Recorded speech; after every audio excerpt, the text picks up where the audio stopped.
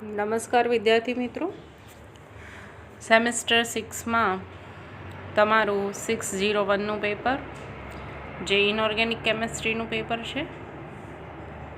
વિદ્યાર્થી મિત્રો, આ પેપરમાં આપણે તમારું ફર્સ્ટ યુનિટ નંબર 1નો અભ્યાસ કરી રહ્યા છીએ.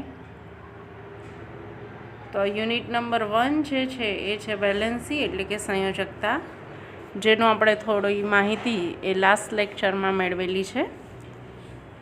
મિત્રો, આપણે આ જે તમારા યુનિટમાં પહેલો જ ક્વેશ્ચન સમજી રહ્યા હતા કે એસપી સંકરણ માટે સહગુણાંકોની પ્રાપ્તિ, સહગુણાંકો એટલે કે A1 A2 અને B1 B2ની પ્રાપ્તિ, એટલે એની આપણે કિંમત શોધવાની છે. લાસ્ટ લેક્ચરમાં આપણે A1 A2 અને B1ની કિંમત શોધી ચૂક્યા છીએ. B2ની જે કિંમત છે એ આપણે આજે શોધીશું. એની સાથે સાથે તમારે શોધવાનું છે બંધની પ્રબળતા અને બંધ કોણ. ત્યાં સુધી આપણે દરેક પ્રકારના સંકરણ સમજીએ છીએ. જેમ કે sp2 સંકરણ આપણે H2Oના અણુમાં સમજેલા છીએ. તો H2Oના અણુમાં જે બેન્ટ ટી શેપ છે એટલે કે આ ઓક્સિજન અને એની સાથે આ રીતે હાઇડ્રોજન જોડાયેલા છે. તો આ જે બંધકોણ છે એ બંધકોણ આપણે જનરલી દર્શાવતા હોઈએ છીએ. એ જ રીતે જ્યારે sp3 સંકરણ જોવા મળે છે તો વિદ્યાર્થી મિત્રો, આપણે sp3 સંકરણ એટલે કે મિથેનનો અણુ CH4, તો એમાં આપણે એવું કહીએ છીએ કે કાર્બન હાઇડ્રોજન આ રીતે બંધ રચાય છે. તો કાર્બન હાઇડ્રોજનથી આ હાઇડ્રોજન એની વચ્ચેનો બંધ કોણ કેટલો છે? 109 ડિગ્રી અને 28 મિનિટનો બંધ કોણ જોવા મળે છે.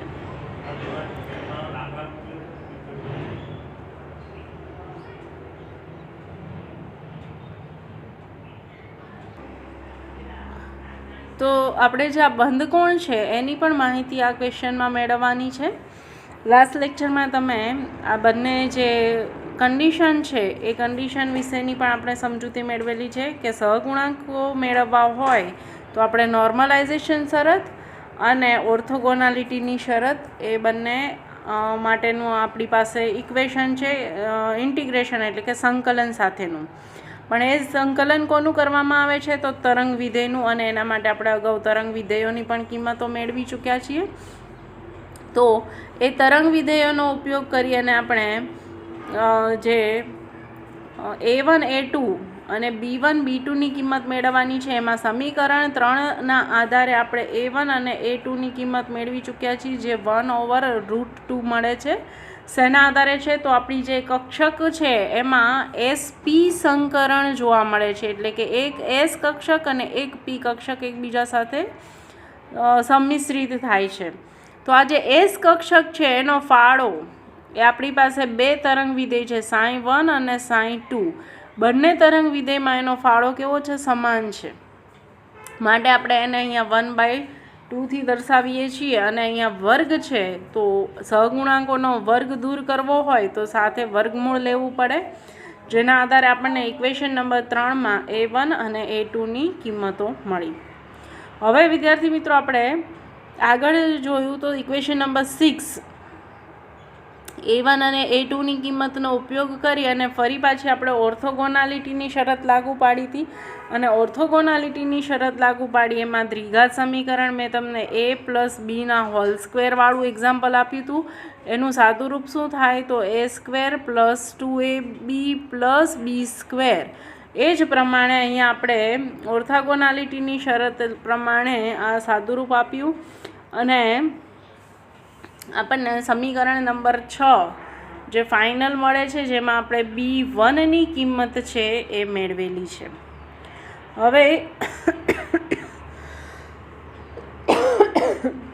આપણી પાસે મિત્રો A1 A2 અને B1 આ ત્રણેય કિંમતો પ્રાપ્ત થઈ. A1 અને A2ની કિંમત 1/√2 મળી, સાથે સાથે B1ની કિંમત પણ 1/√2 મળી.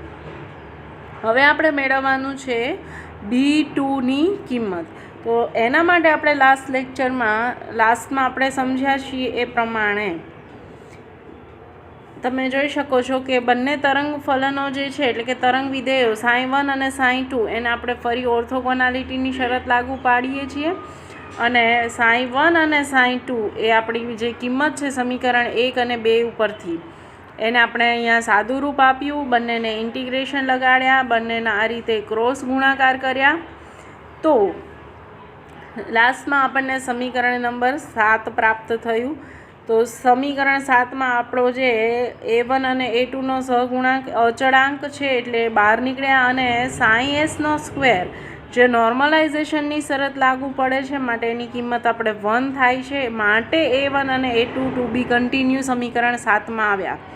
જ્યારે સમીકરણ બીમાં રહેલું આ વચલું પદ છે એમાં તમે જોઈ શકો છો કે અહીંયા બે અલગ અલગ તરંગ ફલનોનો ગુણાકાર છે અને એનું સંકલન કરેલું છે. તો આ શરત છે કોની લાગુ પડશે? ઓર્થોગોનાલિટીની.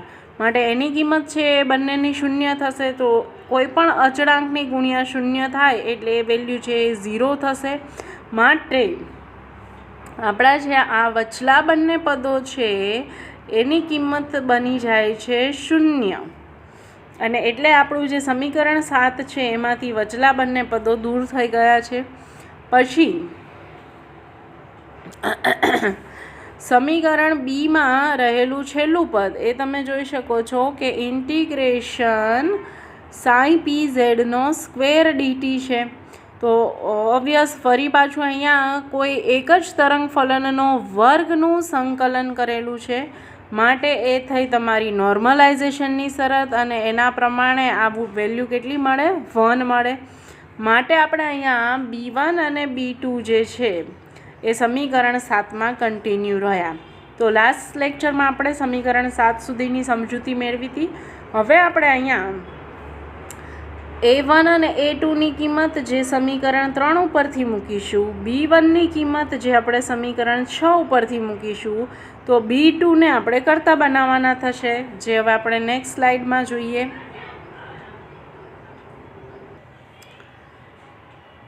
તો હવે આપણે સમીકરણ 7 જે છે એ અહીંયા તમે જોઈ શકો છો દર્શાવ્યું છે આપણે a1 a2 plus b1 b2 is equal to 0. તો એમાં a1 અને a2ની કિંમત એ આપણે દર્શાવીએ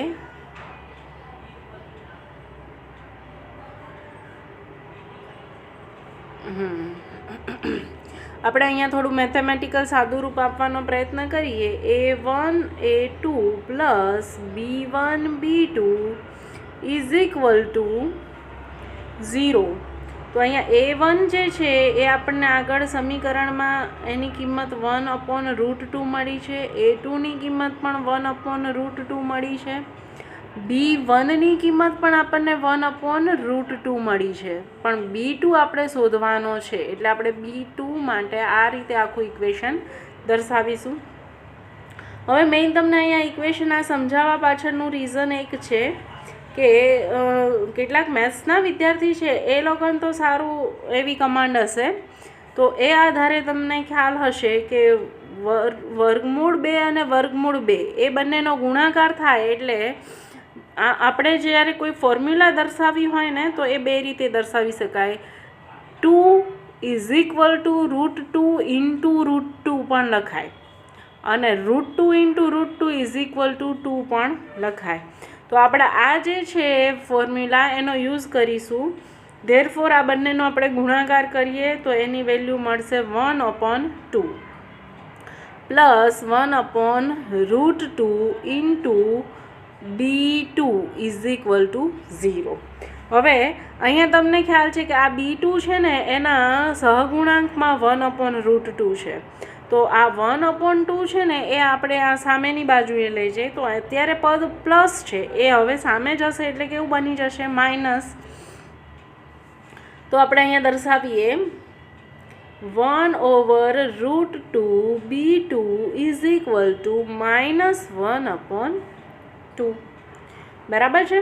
હવે આ b2ના સહગુણાંકમાં છેદમાં છે વર્ગમૂળ 2, તો વર્ગમૂળ 2 અહીંયા સામે જાય, ઉપર જશે, છેદમાંથી એ સામે ગુણાય તો ક્યાં જાય? અંશમાં. તો આપણે દર્શાવીએ b2 ઇઝ ઇક્વલ ટુ વર્ગમૂળ 2/2 અને આ માઇનસની નિશાની એઝ ઇટ ઇઝ રહેશે. ફરી પાછું આપણે એનો એ જ કોન્સેપ્ટ સમજીએ. -√2 ઓવર આ 2 છે તો એને આપણે √2 ઇન્ટુ √2થી દર્શાવી શકીએ. તો આ બંને છેદ અને અંશના √2 કેન્સલ થશે અને માટે આપણને b2ની જે કિંમત છે એ મળશે -1/√2. આ તમારી b2ની કિંમત થઈ. તો વિદ્યાર્થી મિત્રો, આપણે સમીકરણ 7ના આધારે આપણે b2ની કિંમત મેળવી જે -1/√2 મળી. તો હવે આપણે ફરી પાછું અહીંયા સમજી લઈએ. તમારું સમીકરણ 7 જેમાં a1 a2 plus b1 b2 is equal to 0 દર્શાવ્યું. તો a1 a2ની કિંમત આપણે 1/√2 ઇન્ટુ 1/√2 મૂકી, જ્યારે b1ની કિંમત 1/√2 અને b2 છે એ આપણી પાસે અજ્ઞાત છે જે શોધવાના છે એટલે એઝ ઇટ ઇઝ મૂક્યા b2 ઇઝ ઇક્વલ ટુ 0. ત્યારબાદ 1/√2 અને 1/√2નો ગુણાકાર થયો 1/2. જુઓ, √2 2 વાર ગુણાય એટલે રૂટ દૂર થઈ જાય, માત્ર સંખ્યા રહે. અને આ જે છે એ આપણે b2ના સહગુણાંકમાં 1/√2 ઇઝ ઇક્વલ ટુ 0 દર્શાવ્યું. હવે વિદ્યાર્થી મિત્રો, આ જે +1/2 છે એને આપણે સામે લઈ જાય છીએ એટલે અહીંયા તમે જોઈ શકો છો એ વેલ્યુ કેવી મળી? માઇનસ મળી. તો એ -1/2 અને આ જે છેદમાં સહગુણાંક છે એ સામે ગુણાયો એટલે √2 થયા. ફરી પાછું મેં અહીંયા તમને એ એક્સપ્લેન કર્યું છે કે -1/2 છે એટલે 2 કોઈ સંખ્યા છે તો એને આપણે 2 વાર વર્ગમૂળથી દર્શાવી શકીએ અને પરિણામે અંશ અને છેદના વર્ગમૂળ 2 છે એ કેન્સલ થયા. તો આપણને b2ની કિંમત પ્રાપ્ત થઈ અને b2ની કિંમત કેટલી મળે છે? -1/√2, જે આપણું સમીકરણ નંબર 8 થયું. હવે વિદ્યાર્થી મિત્રો, આપણે સમીકરણ જે 3 હતું એમાં a1 is equal to a2 બરાબર 1/√2 મળ્યા. તો આપણા બે અચળાંકો થયા a1 અને a2 વાળા. સાથે સાથે આપણને b1ની કિંમત એ સમીકરણ નંબર 6 પરથી પ્રાપ્ત થઈ જે 1/√2 છે અને સમીકરણ 8 પરથી તમે જોઈ શકો છો b2ની કિંમત -1/√2 થાય છે. તો આપણને આ ચારેય જે સહગુણાંકો છે એના મૂલ્યો પ્રાપ્ત થયા. હવે એ સહગુણાંકોની કિંમત છે એ આપણે અહીંયા તરંગ ફલન સમીકરણમાં મૂકવાની છે. ફરી હું તમને એ બ્લેન્ક સ્લાઇડમાં સમજાવું. તો આપણું તરંગ ફલન સમીકરણ નંબર 1 એ શું હતું? sin1 is equal to a1 sin s plus b1 sin pz, બરાબર છે. હવે આપણું સમીકરણ 1 છે એમાં આપણે a1 અને b1ની કિંમત મૂકીએ તો sin1 બરાબર શું થાય? a1ની કિંમત 1/√2 sin s પ્લસ b1ની કિંમત પણ શું થશે? 1/√2 sin pz. તો આપણું ફાઇનલ સહગુણાંકો સાથેનું એટલે કે a1 અને b1ની કિંમતો સાથેનું સમીકરણ થયું. હવે આ જ રીતે આપણે sin2ની કિંમત દર્શાવીએ તો sin2 ઇઝ ઇક્વલ ટુ આપણે લખ્યું હતું a2 sin s plus b2 sin pz. તો આપણે અગાઉના સમીકરણોમાં જે a2 અને b2ની કિંમત મેળવી છે અહીંયા એપ્લાય કરીએ. પરિણામે મળશે sin2 ઇઝ ઇક્વલ ટુ a2ની કિંમત 1/√2 sin s પ્લસ b2ની કિંમત આપણે શું મેળવી છે? -1/√2 sin pz. હવે વિદ્યાર્થી મિત્રો, આ વેલ્યુ કેવી છે? નેગેટિવ છે. અહીંયા પ્લસ છે તો પ્લસ માઇનસ માઇનસ થાય. પરિણામે આપણો જે sin2નું જે અચળાંકોવાળું સમીકરણ છે એ આપણને મળશે sin2 is equal to 1/√2 sin s minus 1/√2 sin pz. તો આ રીતે આપણા અચળાંકો આ થયા a2 અને આ થયું b2. તો સહગુણાંકોની પ્રાપ્તિ સુધીનો આન્સર છે એ આપણે અહીંયા કમ્પ્લીટ થયો. તો આપણને ફાઇનલી ઇક્વેશન નંબર 9 અને 10 મળે છે, જેમાં આપણે સહગુણાંકો a1 a2 અને b1 b2ની કિંમતો એપ્લાય કરી. પરિણામે સમીકરણ 9 મળે છે sin 1 = 1/√2 sin s plus 1/√2 sin pz, જે આપણું સમીકરણ 9 થયું.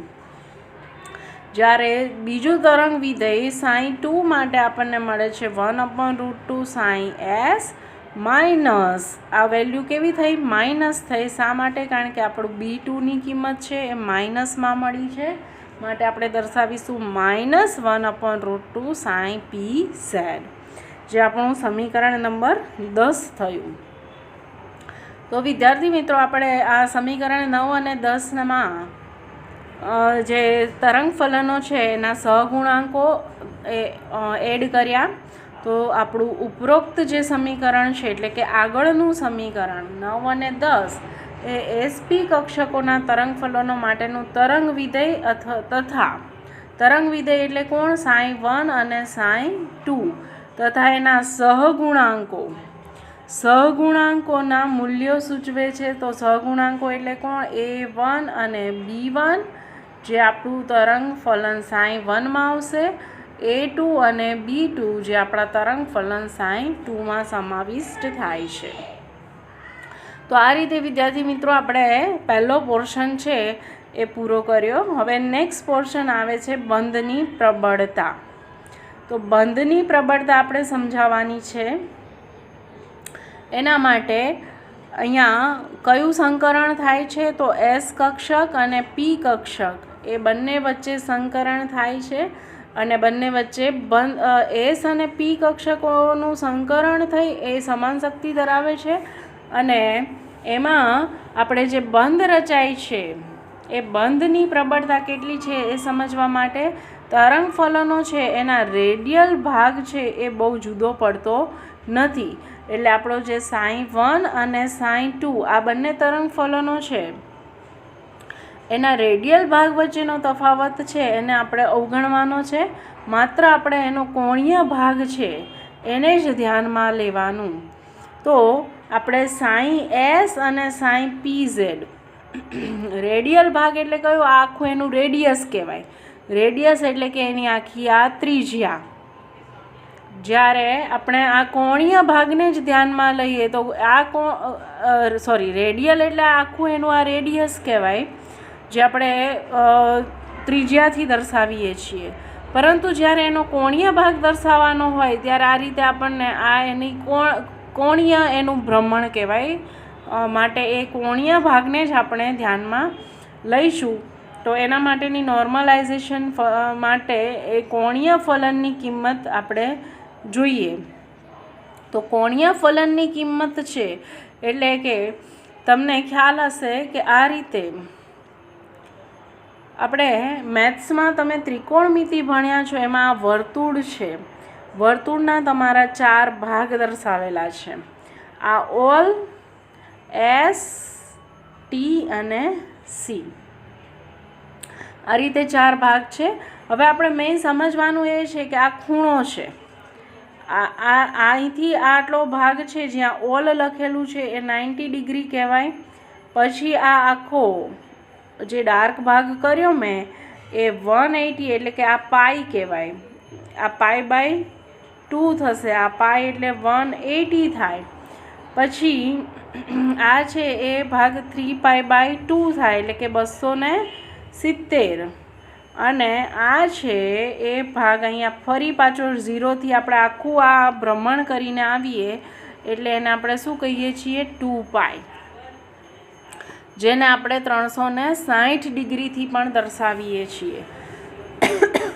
તો આ રીતે જ્યારે કોણીય આપણે એને કન્સિડર કરવાનું થાય ત્યારે એનો થીટા કન્સિડર કરવો પડે, ખૂણો થીટા.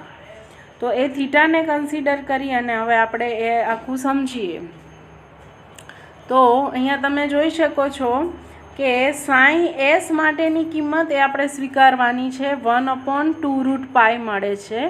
જ્યારે સાઈ પીઝેડ કક્ષક છે, જુઓ આપણી જે આ અક્ષ છે એક્સ વાય અને ઝેડ, તો આ ઝેડ અક્ષ છે એટલે ઝેડ અક્ષનો આપણે ખૂણો દર્શાવીએ છીએ કોસ થીટા. તો એ સાઈ પીઝેડ કક્ષક છે એનું મૂલ્ય થાય છે √3/2√π ઇન્ટુ કોસ થીટા જેટલું એનું મૂલ્ય થાય છે. હવે આપણે અહીંયા આગળ અગાઉ જે સમીકરણ દર્શાવ્યું હતું એને આપણે કેવી રીતે દર્શાવતા હતા? તો sin1 = a1 sin s plus b1 sin pz આ રીતે દર્શાવતા હતા. હવે એને આપણે અહીંયા sin1 બરાબર a1નું મૂલ્ય મૂકીએ એટલે 1/√2. sin sનું મૂલ્ય જે અગાઉ આપણે અહીંયા દર્શાવેલું છે, જુઓ કેટલું છે તો 1/2√π છે. જ્યારે સાઈ pzનું મૂલ્ય એ કેટલું છે √3/2√π કોસ થીટા. એટલે આપણું જે sin1 વાળું પહેલું સમીકરણ હતું એમાં આપણે a1ની કિંમત પણ લાગુ પાડી, સાથે સાથે sin sની પણ કિંમત લાગુ પાડીએ છીએ. એ જ રીતે એટલે આ જે મૂલ્ય છે આ તમારું a1 થયું, આ તમારું sin s થયું જેનું મૂલ્ય 1/2√π છે. એ જ રીતે આ 1/√2 છે એ તમારું b1 થયું અને આખું મૂલ્ય છે એ તમારું થશે sin pzનું મૂલ્ય. તો આ આપણે બધા એના વેલ્યુઝ છે એ એપ્લાય કરી દીધી છે. હવે એની સાદુરૂપ આપવાનું છે. તો આ જે છે એ ગુણાકાર કરો એટલે અહીંયા √2 છે અને √π છે એટલે એને આપણે કોમન દર્શાવ્યું √2π. તો વિદ્યાર્થી મિત્રો અહીંયા તમે જોઈ શકો છો કે આ જે સમીકરણ છે એમાં આ √2 √π, અહીંયા પણ √2 અને √π એ બંને પદમાં આ સરવાળાના બંને પદમાં કોમન નીકળે છે. એટલા માટે અહીંયા આપણે નેક્સ્ટ સ્ટેપમાં 1/2√2π કોમન કાઢ્યા છે. તો આ આખું પદ તો અહીંયા કોમનમાં નીકળી જ ગયું પહેલાં સ્ટેપનું, એટલે હવે એ બધું જો કોમન નીકળી જાય તો ત્યાં શું વધે 1.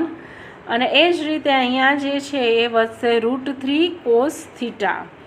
પરિણામે અહીંયા આપણને sin1ની જે કિંમત છે એ કેટલી મળે છે એ જોઈએ. તો કોસ થીટામાં જ્યારે કોસ થીટાની વેલ્યુ જ્યારે 0 લેવામાં આવે તો કોસ 0નું મૂલ્ય કેટલું મળે? કોસ 0 બરાબર કેટલું મળે? 1 મળે છે. માટે અહીંયા એ કોસ થીટા છે એના માટેની કિંમત આખી કેટલી થઈ જાય? 1 થઈ જાય. તો આપણી પાસે બ્રેકેટમાં માત્ર શું વધશે? 1 + √3 અને બહાર આ કોમન કાઢેલા છે એ છે 1/2√2. હવે નેક્સ્ટ આપણે સમજીએ એ પહેલાં હું તમને આ તમારું ત્રિકોણમિતિનો જે કોન્સેપ્ટ છે એ ફરી એકવાર સમજાવું. તો આપણું આ વર્તુળ છે. હવે અહીંયા આપણે દર્શાવીએ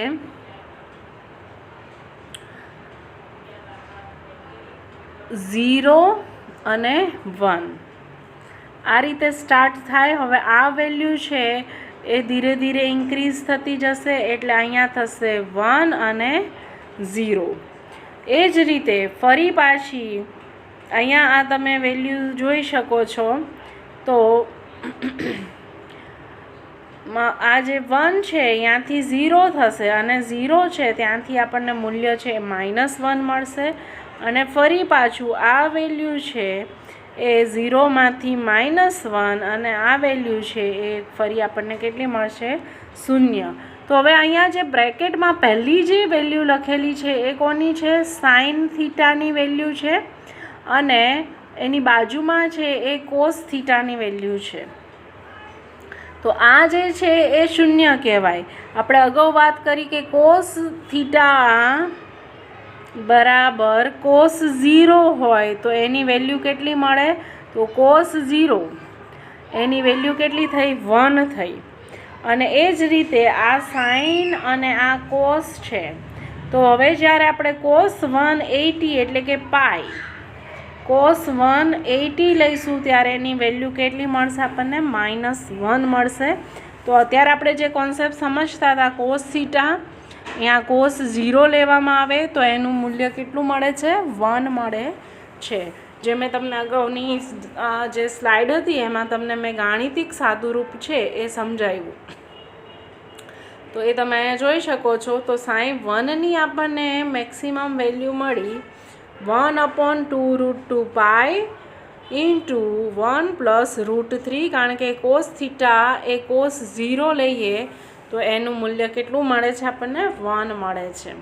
તો હવે આપણે બંધની પ્રબળતા શોધવા માટેનું આ સૂત્ર છે. બંધની પ્રબળતા બરાબર sin 1 maximum divided sin s maximum. તો sin 1 જે છે આપણે અહીંયા આગળની સ્લાઇડમાં તમે શોધ્યું. sin 1ની કિંમત છે એ આપણે અહીંયા શોધેલી છે, જે છેલ્લે અહીંયા તમે જોઈ શકો છો અહીંયા છેલ્લે દર્શાવેલી છે sin 1ની કિંમત. તો એ આ સ્ક્વેર દર્શાવવાનો થશે. sin 1ની કિંમત આટલી આવશે. જ્યારે sin sની મેક્સિમમ કિંમત કેટલી છે? તો 1/2√π છે. તો આ બંને કિંમતને આપણે હવેના સમીકરણમાં એપ્લાય કરીએ. તો અહીંયા તમે જોઈ શકો છો કે sin 1 માટે આપણે દર્શાવીશું 1/2√2π ઇન્ટુ 1 + √3. હજી તમને અહીંયા સમજણ નહીં પડે તો આપણે બ્લેન્ક સ્લાઇડમાં જ સમજીએ. sin 1 મેક્સિમમની કિંમત કેટલી મળે છે? 1/2√2π ઇન્ટુ 1 + √3. તો હવે આપણે એને અહીંયા સમજવાનો પ્રયત્ન કરીએ. sin 1 maximum divided sin s maximum. sin 1ની કિંમત આપણે કેટલી મેળવેલી છે? તો 1/2√2π. આ બંનેને આપણે અંડરરૂટમાં દર્શાવ્યું છે અને બ્રેકેટમાં આવશે 1 + √3. જ્યારે sin sની કિંમત છે 1/√2π જેટલી. તો વિદ્યાર્થી મિત્રો, હવે આપણે આનું સાદુરૂપ આપીએ. સાદુરૂપમાં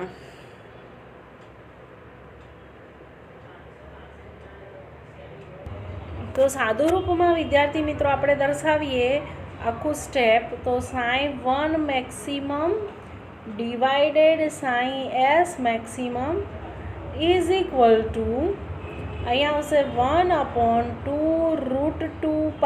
એટલે કે 2 અને પાઈ બંને આપણે અંડરરૂટમાં દર્શાવવાના અને 1 + √3, કારણ કે કોસ થીટા છે એની વેલ્યુ 1 થઈ ગઈ. જ્યારે sin s મેક્સિમમની કિંમત કેટલી મળે છે? તો એની કિંમત મળે છે 1/2√π કિંમત મળે છે. આ છેદ છે અને આ એનો પણ છેદ છે. એટલે છેદનો છેદ ક્યાં જાય? અંશમાં જાય. માટે આપણે દર્શાવીએ 2√π. એ અંશ બની ગયો. અને બીજું અંશમાં શું છે? તો 1 + √3 છે. છેદમાં આ જે છે એ છેદમાં આવશે. એટલે આપણે એને દર્શાવીએ 2√2π. બરાબર છે.